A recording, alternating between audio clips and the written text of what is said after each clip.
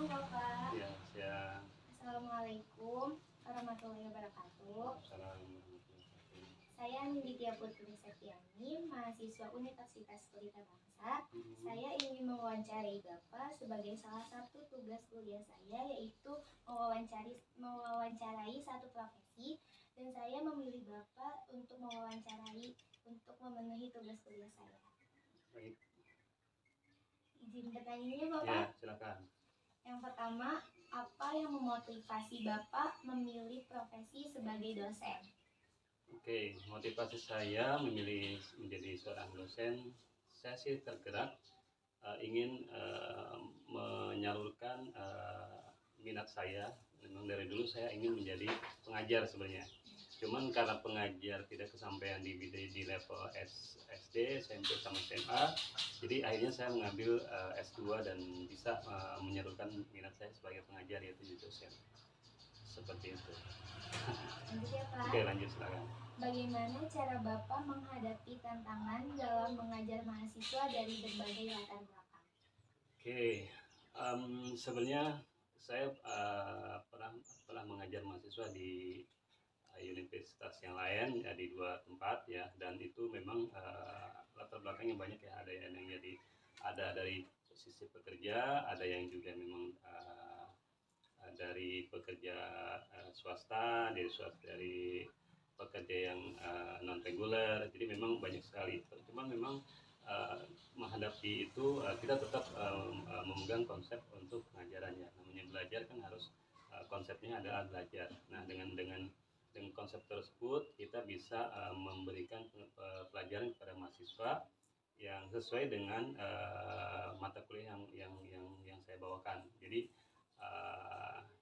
istilahnya lebih menyalurkan apa yang mereka minati gitu. Jadi istilahnya tidak masalah berbagai latar belakang, yang penting minat mereka belajar tinggi dan kita bisa memfasilitasi itu.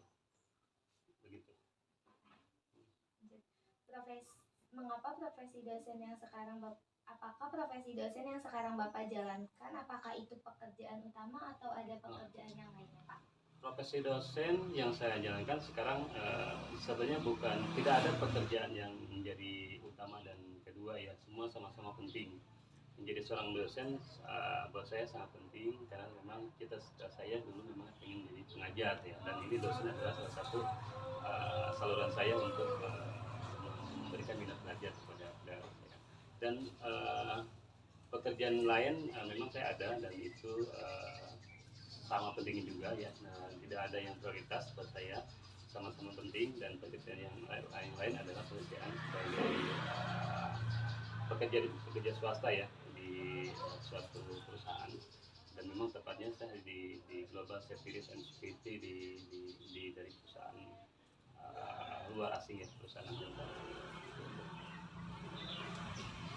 Di mana saja Bapak pernah mengajar dan mata kuliah apa yang biasanya Bapak ajar? Saya pernah mengajar di universitas di STIMIK ya, STIMIK MIC Cikarang ya. Lalu terakhir saya sekarang di Universitas Terbuka menjadi dosen, menjadi tutor, dan kampusnya kalau Universitas Terbuka itu di online, dan memang ada pertemuan offline yang dilakukan di SMP 1 Tarumajaya, dan dari sini sekitar 2 jam mengendarai kendaraan, sehingga memang ya di tempat itu ya. Dan mata kuliah yang saya ajarkan ke mereka itu, ke mahasiswa, ada proses bisnis, ada struktur data, ada sistem informasi, ada dan terakhir juga ada mengenai media komputer dan media pembelajaran. Jadi banyak yang sudah saya ajarkan ke mereka ya, karena memang background saya adalah background dari IT, komputer S2 manajemen, S2 Magister Komputer, jadi memang lebih ke IT pembelajarannya. Gitu. Siapa sosok yang paling berpengaruh dalam perjalanan karir Bapak sebagai dosen? Oke, sosok yang paling pengaruh yang nomor pertama sih orang tua ya, orang tua, ibu ya. Yang kedua adalah istri saya, karena memang waktu saya ngambil S2, dan S2 adalah cikal bakal menjadi dosen, itu saya sudah menikah. Jadi S2 udah menikah, dan setelah menikah, setelah lulus di S2, dan saya S2 pun mendapat beasiswa dari perusahaan untuk melanjutkan di S2, sehingga yang paling mempengaruhi berarti ada 3 orang tua, istri, dan juga atasan saya. Ya, atasan saya direktur di perusahaan saya, dan itu sangat berpengaruh karena itu semua mendukung karir saya menjadi seorang dosen. Seperti itu. Apa harapan Bapak terhadap generasi pendidik pada masa depan di Indonesia? Generasi pendidik ya. Iya. Oke, generasi pendidik itu sebenarnya harapan saya bagaimana memberikan pendidikan kepada anak-anak mahasiswa ya. Jadi carilah metode yang memang benar-benar materinya sampai ke mahasiswa ya.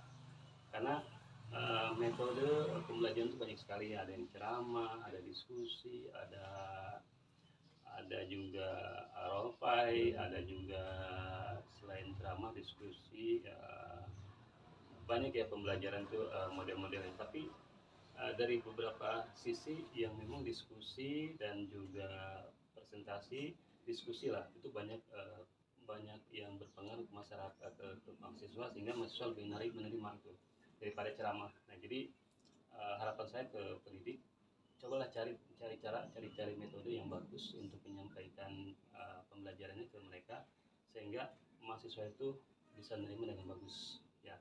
Karena memang metode yang baik adalah metode yang bisa cepat diserap oleh mahasiswa ya, untuk pendidik ya, untuk pendidik. Nah, gitu. Jadi kembangkan, cari media pembelajaran yang bagus sehingga mudah diterima dan juga inspiratif buat anak-anak mahasiswa. Gitu. Mungkin cukup sekian ya Bapak pertanyaannya, kurang lebihnya mohon maaf. Oke, Terima kasih. baik. Assalamualaikum warahmatullahi Waalaikumsalam wabarakatuh. warahmatullahi wabarakatuh.